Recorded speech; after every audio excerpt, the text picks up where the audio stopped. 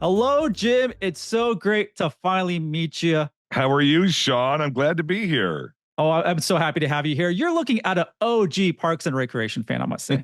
Oh, that's sweet. I love that. From the beginning, huh? From the beginning, not on streaming, on You're the old school. I love it. Actually, every Thursday night. Wow. Oh yeah. I'm gonna be honest, like that's why I love streaming, because after I got older, it was so hard to find time during the week to catch. I mean, they're still doing it, and I'm like, I'm just gonna wait. I can't pencil the schedule and to watch I totally these agree. things. First of all, I love to binge. Like I just love to binge. So, if I have a couple of hours free, give me a new show and I'm happy to get into it. It's tough, though, I will say, because of DVRs, I can set something and then wait weeks while they record.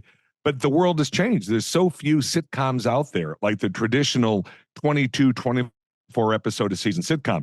That's almost gone. I mean, I can really, count on one hand. Abbott Elementary, Young Sheldon spinoff. I don't know the name of it, but I know that's here. Like Ghosts, but there's very few. I mean, the world has definitely changed. Yeah, and even in streaming, they're doing like the weekly premieres. Like even the streaming networks are doing the same thing. They're taking a note from television, which is wild. So I don't know, it's a love-hate thing. We gotta just deal with it. I get it. But I will tell you, I've always been obsessed with television, so I'm never giving up on it. I love television. Just do. Me too. That's how I grew up. Television raised me on top of with my parents. Me too, 100%. Absolutely. And that's why we're both here. Yes. But first off, I wanted to ask, how often do you simply get mistakenly called Jerry?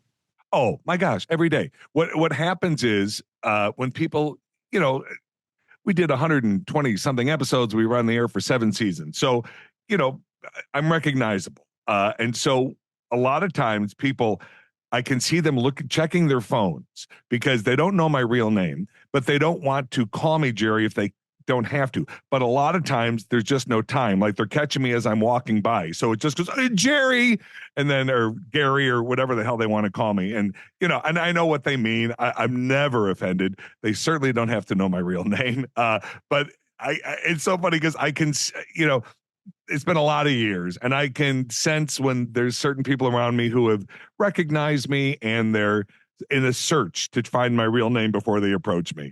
But I'm never offended. But yes, I'm called Jerry every day, every single day. Even, I live in LA, in the LA area, and our main grocery store that I go to is called Ralph's.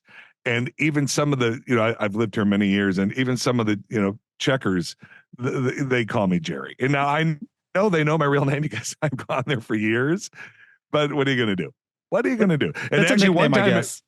One time at Ralph's, I'm walking whatever section. I feel like it was the dairy section, doesn't matter. And I see this guy and I think, oh my God, he looks so familiar to me. And he looks at me and he goes, wait a minute, are you that guy from that show? And I go, yeah. Are you that guy from that band? And he goes, yeah. And we just did a fist bump and he walked away. It was Dave Grohl. Like, it was like, so it's all weird. The whole name thing is weird. No, that's funny. Speaking of Jerry, I just watched Megalopolis starring Parks and Recreation's very own Aubrey Plaza. Yes. And your character makes an invisible cameo. Do you know about this? I do not know. And I just saw Aubrey the other day. She never said this. Okay. All right. I was watching the movie and there is a scene with Aubrey's character and she's unveiling a statue, but she's struggling. And in frustration, she yells out dramatically, "Damn it, Jerry." And it's in the movie. It is in the movie. I'm not joking. And oh my God. I got to ask her if that was connected at all. That is crazy. Yeah. Unless my ears were, playing with me. Yeah. She yells and it's just typical fashion. "Damn it, Jerry." Now, are you doing a review of it or what is? I have done a review of it. Yeah. So I'm also a film critic and I did review it. And it's just funny that whole scene was just funny. But what an experience that was, I must say. Wow. I got to tell you, because I've heard from people involved with that film, people either walk away loving it or like not understanding it. It seems to be like it's either one or the other. I can't wait to see it. It sounds like it's up my alley, but we'll see. Yeah, I appreciate it for what it is, art. As the mayor of Nerdtropolis, I had to support the next door city, Of course. And go watch that. And a great cast. And I love Adam Driver and everyone in it. Yeah, so go watch it and then look out for your Jerry cameo. It's wild. It's weird now. I forgot about this because, I did a film that Adam Driver was in called Logan Lucky. And then, of course, I've worked with Aubrey. I think there's a couple of people in this film I've actually worked with over the years. And I'm working with Aubrey on a new project.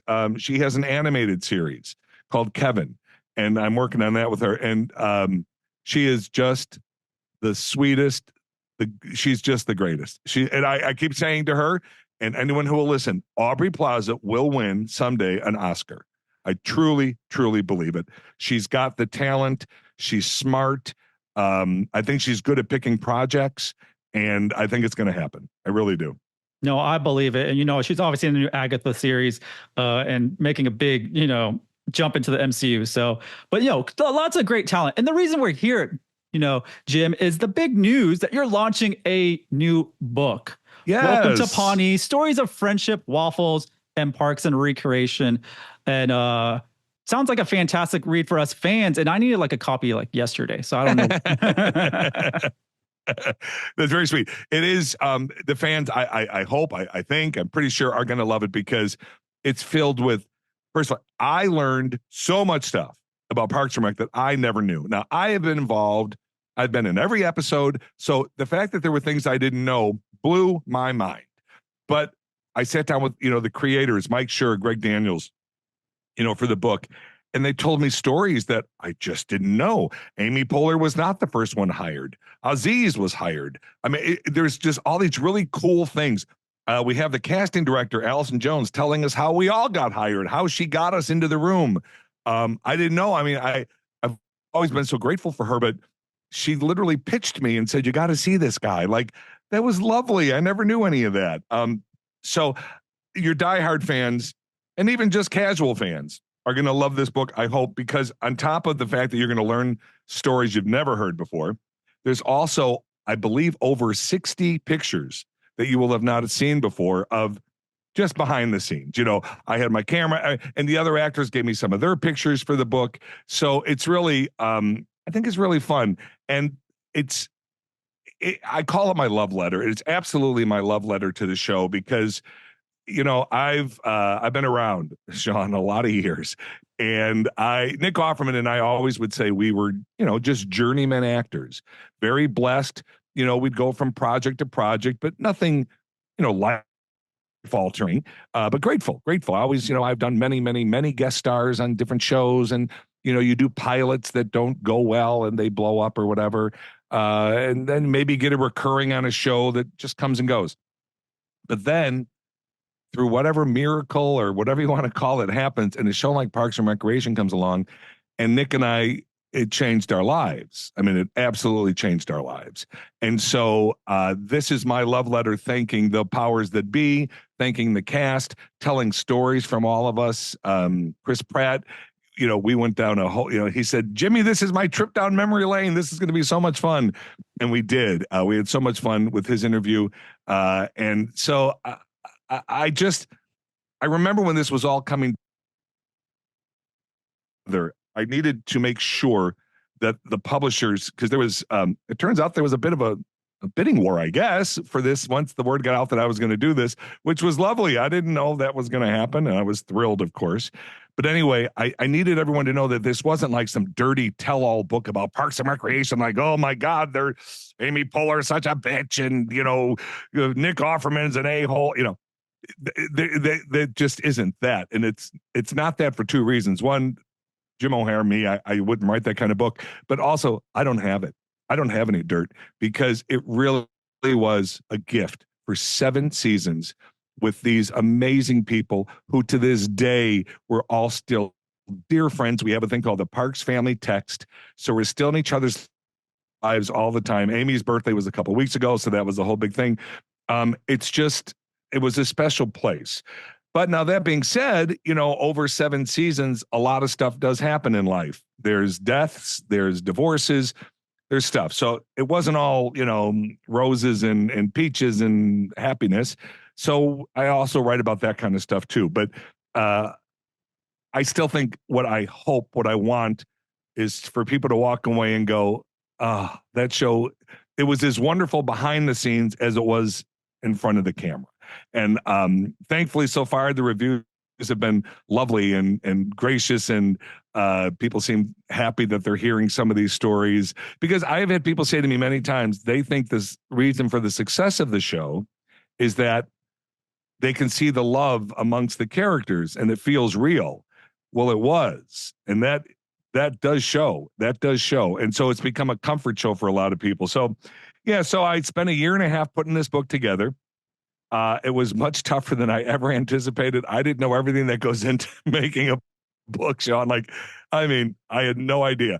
And even now, because now it's time to promote, and I had no idea what went into all that, because I'm also very busy with others. I'm still an actor, and I just shot a pilot, and I just did a film in Barcelona. And so, there's my regular life is still happening, but now we've got this book to promote, and I want to promote it. I want to give it everything I can give, because I'm, number one, shocked that I have my name on a book. That's shocking.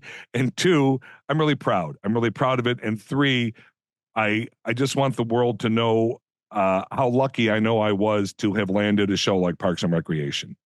Yeah, what a show that was. And I'm so sad just thinking about it, that's over with, because that was, there's a lot of shows throughout time that people really loved, are iconic, and Parks and Rec is one of them. Like, there's no secret about that. Like, that's going down as one of the best and iconic shows of all time for television. I've heard that, and it warms my heart to hear it. I will say this, like I said, I've been on so many different shows over the years, and shows mostly just come and go. It's the nature of it. Think about all the shows you've seen in your life. They're out. Maybe you can find them somewhere. I don't know. But in general, they come and they go. But Parks, it broke through that barrier, and we're still out there. We're syndicated. We're on streamers. We're all over the world. I get fan mail from India and Australia, Dubai, of course, the UK. So it just broke through. And to be a part of a show that broke through is life altering. It really is life altering, because it changes your career trajectory, because now, I still audition for things, but a lot of times we just, is Jim O'Hare available? And believe me, for an actor, there's nothing better than that phone call is, hey, Jim, look at the script. You want to do it? That's like the greatest call in the whole world. And because of Parks, that does happen. So yeah, very grateful.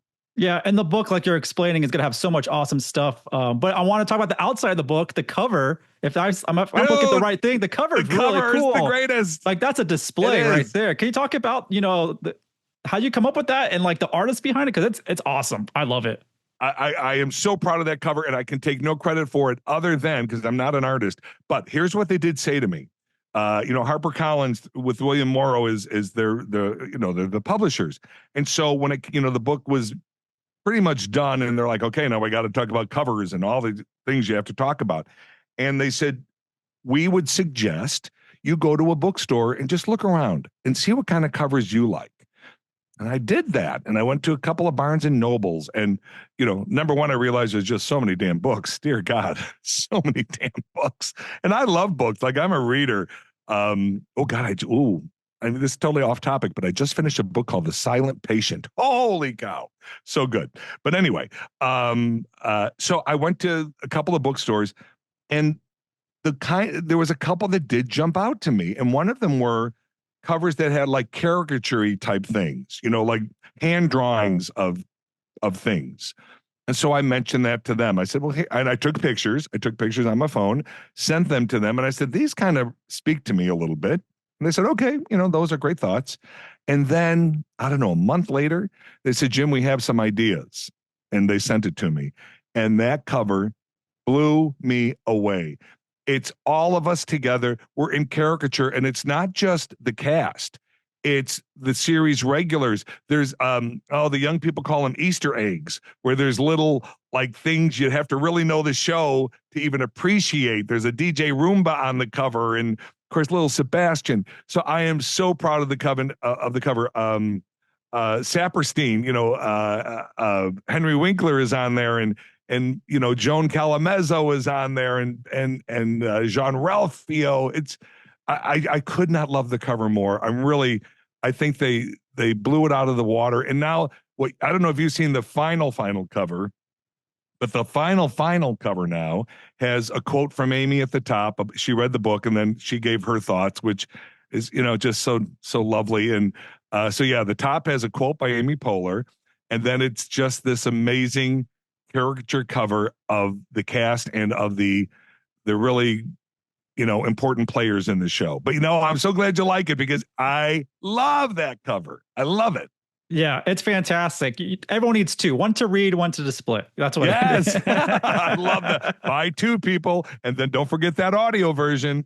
Yes, the audio version I'm super excited for too. I'm more of an audiobook person. I'm not much of a reader. I'm going to admit that on to everybody out there. I get it. As in school, I always like reading out loud and stuff like that, but I just always try to speed read and just time. Yeah. So watch my favorite television show, Jim. Like that's why I wanted to watch my show. Exactly. And if you're in the car, an audiobook is awesome.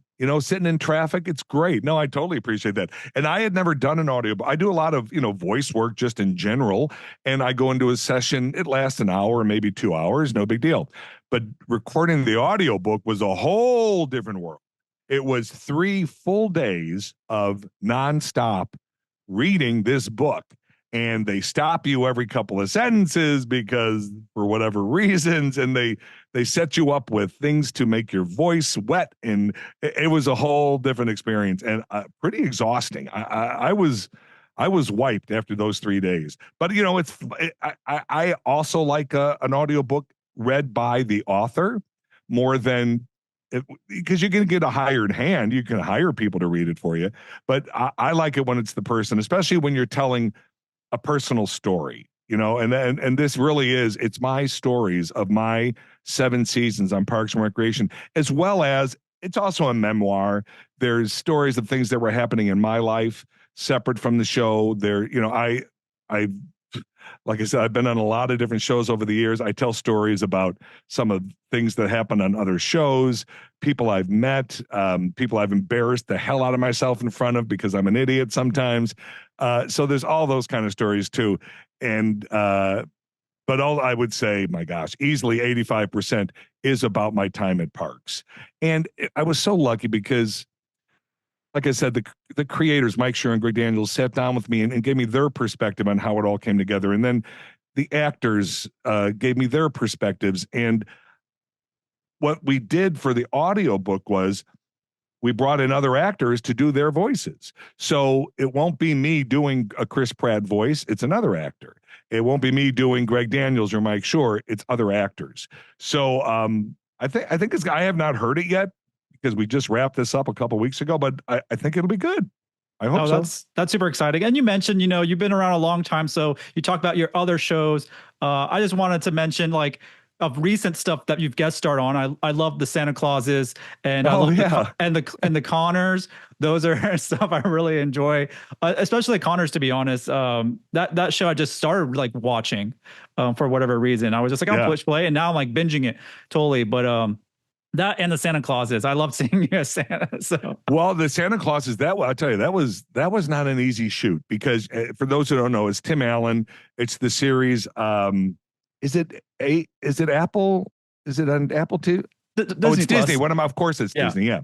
So it's Disney. And so they said to me, they want you to play Santa, which I've done that before. But they said in the original movie, The Santa Claus with Tim Allen, you're going to play the Santa that died at the beginning. And I said, well, he's dead. And they said, or is he? And that was the premise. And so it turns out he isn't.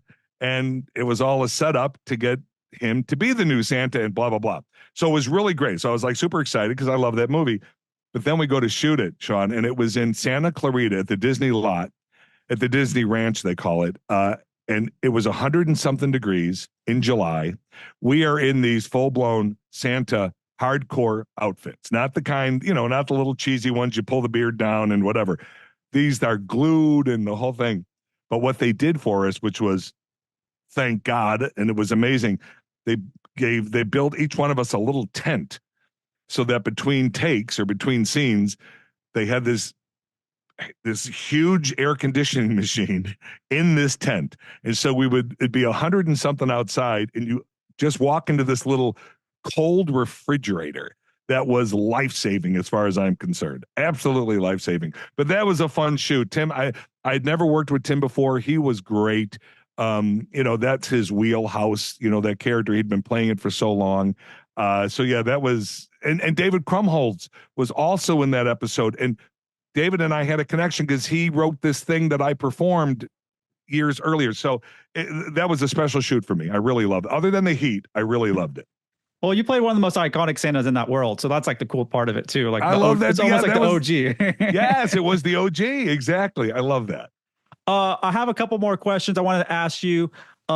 If you could swap characters with anybody, I know I read and saw that you were originally going to be the Ron Swanson, is what you initially. Well, I wouldn't say was going to be. No, oh, not going to be, but that was the initial. That was my audition. Yes, I read for Ron Swanson, and as I always say, the thought of anyone other than Nick Offerman playing that role just makes zero sense in any universe. So things turned out how they were supposed to. But yes, that is what I went in to read for, Ron Swanson. But looking back, other than that character, after seeing everyone's performance, who would you want to play just based on the funness or a certain episode? And you're like, that would have been fun to do. Wow, great question, Sean. Well, just because he was so damn silly, I think I would say Andy Dwyer, Chris Pratt's role, because he got to fall, he got to throw things, he got to be stupid, he got to be loving. Yeah, I think Andy. I think it would be fun to play Andy. Yeah. But also Nick Offerman, it would be fun to play Ron Swanson, but again, no. I just can't see it. No. And actually, I always say, because I'm always like, people are like, oh, you're so self-deprecating about that. And because again, I can't imagine anyone other than Nick, but I must have done something that they brought me back for another character to read for. So apparently I didn't make a fool of myself. Whatever my version of Ron wasn't an embarrassment, apparently. No, that's super cool here. And, Andy and Jerry are very similar in a lot of ways too. Yes. There's an age difference. That's it, really. Exactly. And life. And they get to do some silly things. And Chris Pratt is just silly in nature. He's funny and off the cut. There was people don't. The days on the set can be long. They can be really long. It's just the nature. We shot what's called single cam. Like when you do a Connors, for example, that's a multicam show. So you do it in front of 200 or 300 people and you do a couple of takes and you move on. Single cam, you could be there for 14 hours a day. I mean, I've been on shows where I was there 16 hours a day. It all depends on the show. But so there's a lot of messing around time amongst the actors. And Pratt is just so damn funny. But I always say, I think the reason we all stayed so tight was because, and maybe I shouldn't put myself in this mix, but this was a cast of funny people. And I'm not just talking about actors that they're funny and they're good at acting. I mean, they're funny when the cameras aren't rolling. And so the ball busting that went on all day long between everybody was magical. And I think it just created the love. And we did a thing on Parks, and I have been on shows since Parks, and they now do it because it became a thing that people started doing. But we would do a fun run after every scene was done. So say we're done shooting and everyone's happy. The director's happy, the writers are happy, the cast is happy. Normally you'd just move on to the next scene. But they go, okay, fun run. And that meant we could do whatever the hell we wanted. I mean, we all knew where the storyline was going. We've just been shooting it, but we could say what we wanted. We could add what we wanted. And in my opinion, that meant we got to play every single day together. We absolutely got to play every day. And I think that's why the show stayed as tight as it did. I really believe that. Yeah. No, and I think that's some of the stuff we've seen online. They're not considered bloopers, but I guess it's some of those runs maybe. Oh my gosh. Maybe you've seen that's made its way online. And the most famous one is the Kardashian blooper. Yeah, that's right. Yeah, we already know. See, we know what the most famous one is. So that's an example of that. Now that would be a fun run. That wasn't a blooper. That was, they're like, we probably had already got that scene. It was done. And they're like, okay, fun run. And our boy Pratt comes up with that. And then we all lose our shit. That can tell you everything you want about that show and how great it is. Exactly. To wrap things up, I kind of want to know, maybe is there a behind the scenes story from the show that didn't make it to the book that's too good not to share, or maybe something you can tease that's maybe in the book, a little bit more. Well, the story I love to tease big time because, and have you read the book or you haven't had a chance? I haven't. I need my copy ASAP. And I get it. No, yeah. no, there's galleys out there, so they can get you one of the galleys. But there's a story that I was questioning whether to put in the book or not, because first of all, there were some down things during this run, and I don't mean because of the cast or producers. Some things happened to me with outside sources who didn't want to include me in certain things, and I talk about all of that because it was tough. We all have egos, and here's a show I'd been on every single episode, and now certain people don't want me involved in certain things. And again, not the show itself. I'm talking magazines and other things that were happening. But something happened at the end of the show that was so heartbreaking to me and Retta. And this is just a tease. I'm not going to say what happened, but I will tell you this. If you want to know who Amy Poehler is as a person, and I'm not saying as an actress, or we all know she's a super talent. We all know that. She's a great director and writer and all of that. All that's good. We all know that. But if you want to know who Amy Poehler is as a person, as a human being, read the last couple chapters of this book, because she does something that was not going to help her. It didn't help her, but she's just the loveliest, nicest human being out there. And she took care of a problem that was very upsetting for me and Retta. And Retta, for those who don't know, played Donna Meagle on the show. And to the point where there were tears involved. I mean, it was a whole thing. And so that I would tease with that. I would say you have to hear that story. And everyone, when I've had people who have read the book, when I've done interviews with this one or that one who might have read it, they're like, "Oh my God, I was so teary-eyed." And I said, "Yeah, because in this business, this kind of thing doesn't always happen. Good doesn't always prevail over bad. But when you have someone like Amy Poehler involved, it just does. It just does." So yeah, that's my big tease. Well, it seems like this book is raw, real, going to bring back some good memories watching the show and give us amazing insights, that stuff we don't know as super fans of the show. So I'm super excited to get my hands on it. It's going to be, I'm assuming, every single online brick and mortar bookstore starting, I think, November 19th. Yeah. Right now you can get it. You can pre-order at Books A Million and at Barnes and Noble and through Amazon. And I think your local booksellers. It's going to be all over the place, but the big release is November 19th. And then I'm going to do the book tour, which I believe it keeps changing, but at this point it's LA, New York, Boston, Miami, Chicago. I think that's it as of now. So yeah, people are going to be really sick of me. I'm sick of myself at this point, Sean. I am. Well, once they're sick of you, just become Jerry and start selling the book at Jerry. Exactly. Well, they had me pre-sign over 3,000 what they call author pages, so people can actually pre-order it with my signature. And on each book, and I did this at the beginning thinking, oh, this will be fun. But by the 1,000th signature, but I put a little fun thing after my name on each book. And oh my gosh, that was a chore. That was a chore. But yeah, so you can pre-order even with my signature and this little fun thing I put on each book. No, it's Welcome to Pawnee. Buy 2 books, one to showcase and one to read, and also get the audiobook. I mean, everything. Absolutely. I love it. Jim O'Hare, this was a real pleasure, and we need to do this again for sure. I would love it, Sean. I'm a TV guy. I'm a movie guy. Call me. Let's talk.